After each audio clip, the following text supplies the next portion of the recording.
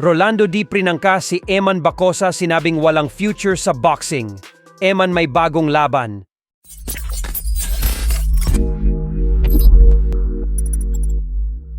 Tila mainit na pinag-usapan ngayon sa boxing community ang pahayag ng Pinoy Bare Knuckle Boxing World Champion na si Rolando D. patungkol sa anak ng ating pambansang kamao Manny Pacquiao na si Eman Bacosa Pacquiao. So kung atin nga pong matatandaan, ay noong buwan ng Nobyembre lamang ay sinabi ni D na base umano sa kanyang opinyon ay hindi bagay sa boxing ang anak ng ating pambansang kamauma ni Pacquiao na si Eman Bacosa. Paliwanag nito na hindi daw kasi kailangan ni Bacosa masaktan at maghirap sa boxing. Kaya mas makakabuti umano kung mag-showbiz na lang ito gawa nang hindi naman daw ito doon maaabuso ng mga binabae. Nang dahil si Pacquiao, umano ang tatay nito. Umani ito ng samot-saring reaksyon online at ngayon ay muli itong pinag-uusapan.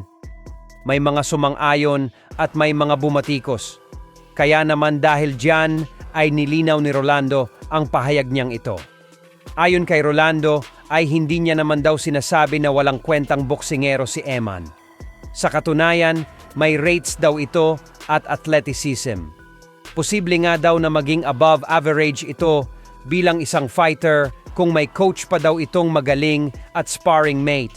Pero tanong ni Rolando kung sa tingin niyo daw ang isang batang anak ng bilyonaryo at nakukuha ang atensyon ng lahat ng kababaihan sa napakabatang edad ay hindi magiging isang world champion. Kasi makakaharap umano nito ang mga Cuban fighters na naka-experience ng komunism, mga Meksikanong piniling magboxing kaysa maging member ng sindikato, at mga Amerikanong nanggaling sa ghetto. May rason umano kung bakit tinatawag na pangmahirap lang ang sport ng boxing. Napakahirap daw kasi talagang magtagumpay sa boxing kung may komportable kang buhay.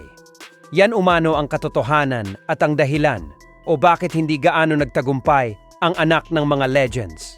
Kagaya nila Julio Cesar Chavez Jr., Roberto Duran Jr., at marami pang iba kasi wala daw yung gigil at mentalidad nito ng isang gutom sa tagumpay.